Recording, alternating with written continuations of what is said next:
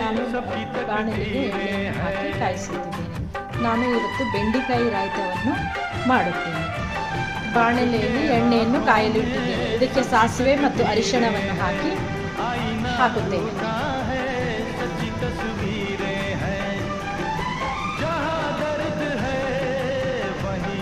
ಸಾಸಿವೆ ಸ್ವಲ್ಪ ಇದು ಕಾಯ್ದ ನಂತರ ಅರಿಶಿಣವನ್ನು ಈ ರೀತಿ ಕತ್ತರಿಸಿದ ಬೆಂಡೆಕಾಯಿಯನ್ನು ಇಟ್ಟುಕೊಂಡಿದ್ದೇನೆ. ಇದರಿಂದ ಬೆಂಡೆಕಾಯಿ ರಾಯ್ತವನ್ನು ಮಾಡುತ್ತೇನೆ. ಇದಕ್ಕೆ ಸ್ವಲ್ಪ ಅರಿಶಿಣವನ್ನು ಹಾಕುತ್ತೇನೆ. ಸ್ವಲ್ಪ ಇದಾದ ನಂತರ ಇದಕ್ಕೆ ಬೆಂಡೆಕಾಯಿಯನ್ನು ಸೇರಿಸಿ ಚೆನ್ನಾಗಿ ತಾಳಿಸಬೇಕು.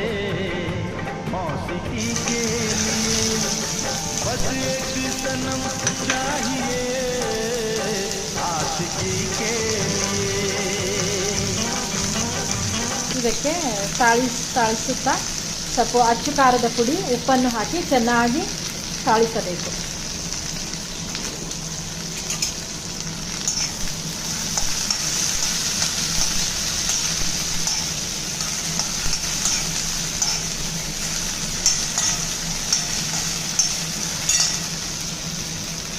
ತಾಳಿಸಿ ಇದಕ್ಕೆ ಅಚ್ಚು ಖಾರದ ಪುಡಿ ಮತ್ತು ಉಪ್ಪನ್ನು ಹಾಕಬೇಕು. ನಂತರ ಸ್ವಲ್ಪ ಚೆನ್ನಾಗಿ ತಾಳಿಸಿ ನಂತರ ಇದರಲ್ಲಿನ ಲೋಳೆಯಾದ ಅಂಶ ಹೋಗುವವರೆಗೂ ಚೆನ್ನಾಗಿ ಹುರಿಯಬೇಕು. ಸ್ವಲ್ಪ ಅಚ್ಚು ಖಾರದ ಪುಡಿಯನ್ನು ಹಾಕಿ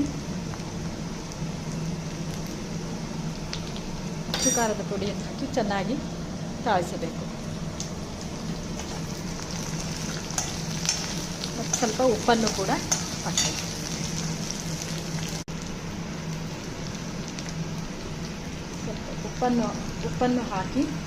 ಉಪ್ಪನ್ನು ಹಾಕಿ ಚೆನ್ನಾಗಿ ತಾಳಿಸಬೇಕು.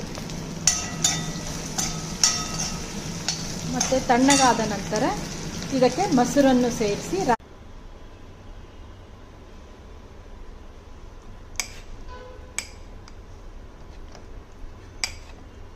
ಬೆಂಡೆಕಾಯಿ ರಾಯ್ತ ರೆಡಿಯಾಗಿದೆ.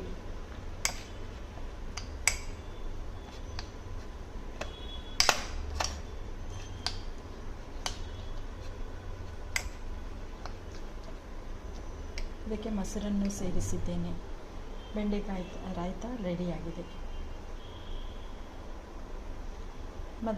ಮೊದಲೇ ಉಪ್ಪು ಮತ್ತು ಖಾರವನ್ನು ಸೇರಿಸಿದ್ರಿಂದ ಚಪಾತಿ ಅನ್ನದ ಜೊತೆಗೆ ಸವಿಯಲು ಸಿದ್ಧವಾಗಿದೆ ಬೆಂಡೆಕಾಯಿ ರಾಯ್ತ.